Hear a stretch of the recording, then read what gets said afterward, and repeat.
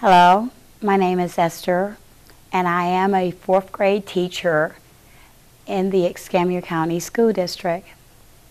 A typical day for me is arriving at school around 7 o'clock in the morning, at which time I prepare the objectives of my lesson and establish the bell work that I want my students to start on and work on while we're taking attendance and securing the number of lunches for the cafeteria during the day. And at about 8 o'clock, we start our classroom curriculum day. I normally teach science the first part of the day. Now, in the fourth grade, we have earth science, life science, and physical science. And in science, students are exposed to textbook, but we spend a lot of time on experiments as well.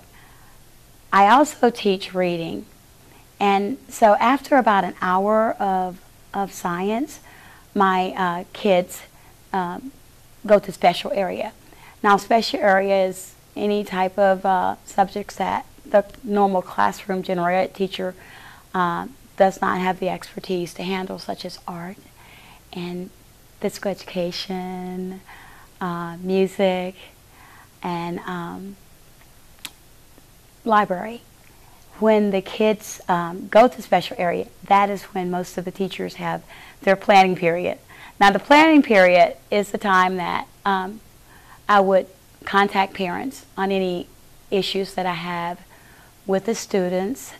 I would write letters to parents. I would send emails. I would read my email. I would take care of any office matters. After my planning period, my students return to class, and I proceed with my lesson, whether it's social studies or whether it's science, because I teach both subjects. After that, my day moves into reading with my class, and we do a number of activities stemming from small group to fluency to literary circles, reading aloud, and we spend a lot of time on inquiry, skill training. In our school, we do something a little different. Our fourth graders transition. They change classes after they leave my class and go to another class, and I receive another class. My day starts over again with a new class, and I'm either teaching them science or social studies, depending on which day it is. Now, this makes for a very good day for me because the topic that I taught the first hour or so of the day, I get to teach it again. At the end of the day, I transition and pick up my class from another class, and I get to walk them to the bus. After that, we have about 45 minutes that we can spend creating our plans, putting them into practice for the next school day. Now, my day does not end there. Okay, when I get home, I'm thinking about the following day. I'm thinking about challenges that some of my students had. I'm thinking about what I can put in place to make them be able to understand a concept that they didn't understand. I'm sometimes grading papers, and I'm writing down all the things that I have to do the first thing that I get in the following morning so that my kids will be able to start their day effectively. And that's a normal day for me. If you're interested in becoming a teacher, I guess the best way I would tell you to go about doing that is to find a solid college or university and pursue a 4-year college degree majoring in education. A solid 4-year degree in education would give you the basic skills that you need to be an effective teacher. Although, if you are interested in education now and you already have a four-year college degree, there are other avenues, other ways that you can get into the teaching profession by getting a certificate of education. Of course, you would have to pass education exams in order to be certified. To be a good teacher, you have to be very flexible. I think that you have to have a good personality, you have to have a sense of humor, you have to love children. There's no way you can be effective unless you love children.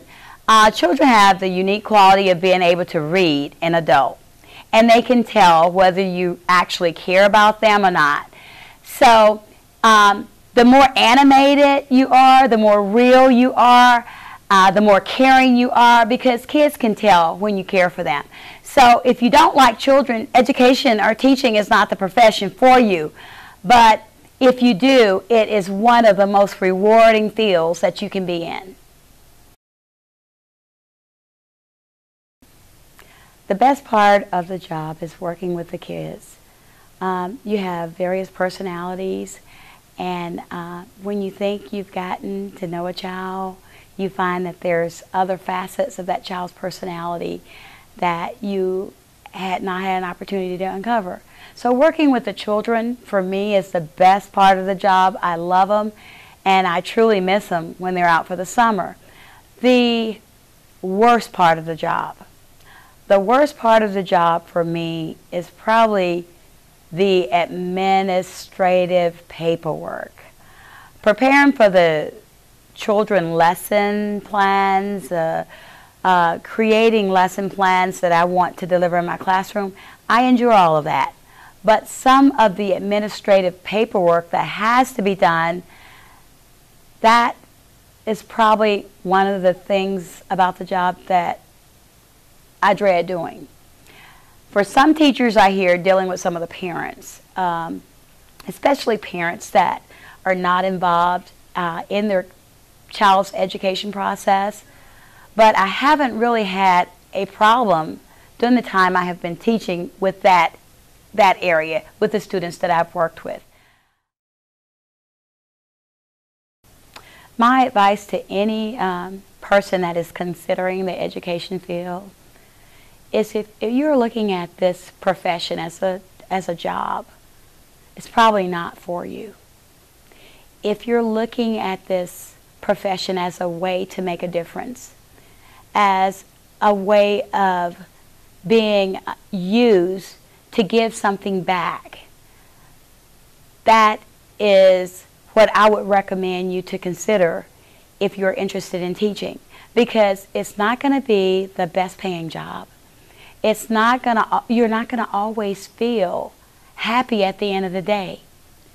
But 4, 10, 15, 20 years from now, and you meet one of your students and they're a success, that's when it's all worth it.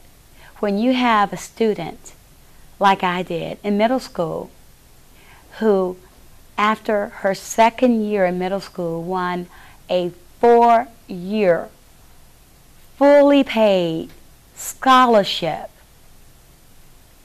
and you know the time that you spent helping that student and helping to build that student's character and integrity and work ethic, that is what makes it all worth it. As a teacher, I recognize that we need good teachers. We truly do. Our kids need good teachers. Our future depends on it. So if you get into this profession, it's essential that you recognize your purpose. You're here for the kids. You're here for their future. You're here for our future. So keep that in mind when you run into those situations, and you will, as in any job, that cause you to wonder, am I in the right field? Keep in mind that our future depends on our kids receiving a good, solid education from teachers who care about what they're doing.